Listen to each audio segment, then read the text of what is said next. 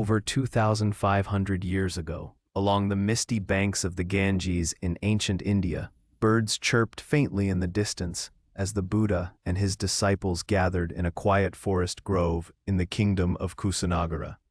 Fallen leaves carpeted the ground, the breeze gently stirred the treetops. It was not an ordinary gathering. The Buddha had already foretold that in 3 months he would enter parinirvana. His disciples sat solemnly. Some bowed in silent prayer. Others waited quietly, every breath steeped in unspoken reverence. At the center sat the Buddha, eyes half closed, face serene yet tinged with sorrow. When Ananda, his closest disciple, pleaded 3 times for the Buddha to speak, he finally began, his voice calm and imbued with compassion. After my passing, when the Dharma declines, a world of 5 corruptions will arise. This passage, later known as the Sutra on the Extinction of the Dharma, foretells a world unraveling, moral decay, collapse of faith, social chaos, until a new era dawns with the coming of Maitreya, the next enlightened one. This is not merely a religious text, it is a warning bell echoing across time. What if human civilization isn't progressing in a straight line, but instead moving in cycles? Geologists tell us Earth has experienced multiple catastrophic resets: ice ages, asteroid strikes, supervolcano eruptions, each wiping the slate nearly clean. Strangely, ancient cultures across the globe all seem to remember these upheavals. The Bible speaks of Noah's Ark surviving a world-ending flood.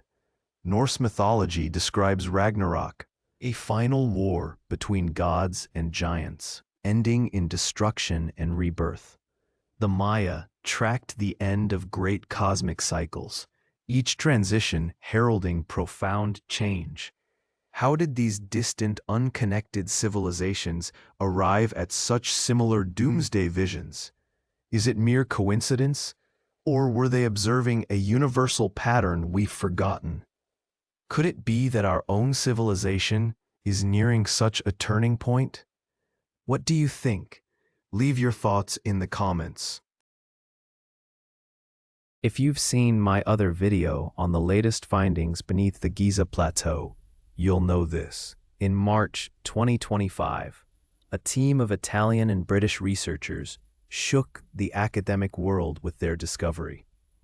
Using advanced radar, they detected unusual subterranean structures lying 1.2 kilometers deep and stretching across nearly 2 kilometers of terrain beneath the pyramids. Among the findings were vertical shafts and spiraling corridors, features reminiscent of the mythical Hall of Amenti from ancient Egyptian lore, where souls face judgment. While these structures haven't been physically excavated yet, and their age and purpose remain uncertain, the possibility is tantalizing. Could these be messages deliberately left by an earlier civilization? For us? Imagine human civilization as a staircase. Each step forward frees us from a previous constraint. The first was the agricultural revolution around 10,000 years ago. By learning to grow crops and domesticate animals, we no longer had to spend our days foraging. With food secured, we gained time to ponder. Who am I? Why does the world exist? And thus, early philosophy and religion began. The next step came with the Industrial Revolution, roughly 300 years ago. Machines like the steam engine and the power loom liberated our hands from labor, granting time for science, art, and modern society. Then came the Internet Revolution. Instead of trekking to libraries or teachers, knowledge now arrives at a touch. Information is no longer a privilege of the few. This was a second renaissance. Today, we're climbing another step, the era of AI. But this time, we're outsourcing not labor or information, but thinking itself. Does that excite you or make you uneasy? Is AI a tool or the beginning of something else? We are living in a strange era, one where thinking itself is being outsourced. AI is no longer just a calculator. It's become a generator of ideas, judgments, even values. But with this convenience comes a deeper concern. If machines take over reasoning and creativity, are we slowly surrendering the essence of what makes us human?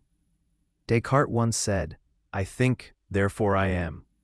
But if we stop thinking, do we still exist in the same sense? The unsettling part isn't AI's intelligence, but our growing comfort with not thinking, letting algorithms shape our feeds, emotions, and worldviews. Are we choosing to make AI our tool or our master? The human brain is naturally lazy. Psychologists call it cognitive miserliness, our tendency to take mental shortcuts. Faced with a hard problem, we instinctively seek easy answers or avoid the question altogether. And now, we're surrounded by temptations that exploit this weakness. Apps like TikTok deliver dopamine hits in just 15 seconds, just like biting into chocolate, only faster. Scroll after scroll, and suddenly, hours vanish. Even news headlines are designed for maximum emotional impact. Shocking, unbelievable, phrases that bypass analysis and go straight for the gut.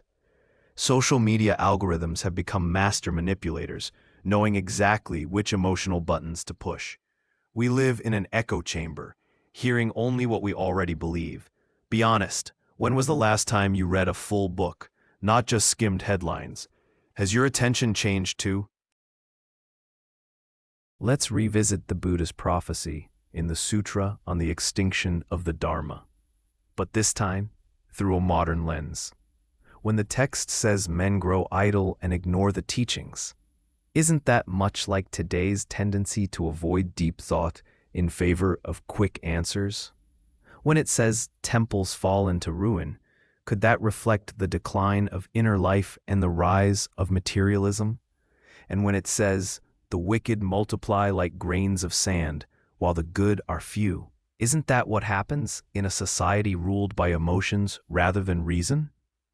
How did the Buddha foresee this 2,500 years ago? Perhaps it wasn't mysticism, but a profound understanding of how human cognition evolves. If emotion replaces reason, do we inevitably descend into chaos? Look around.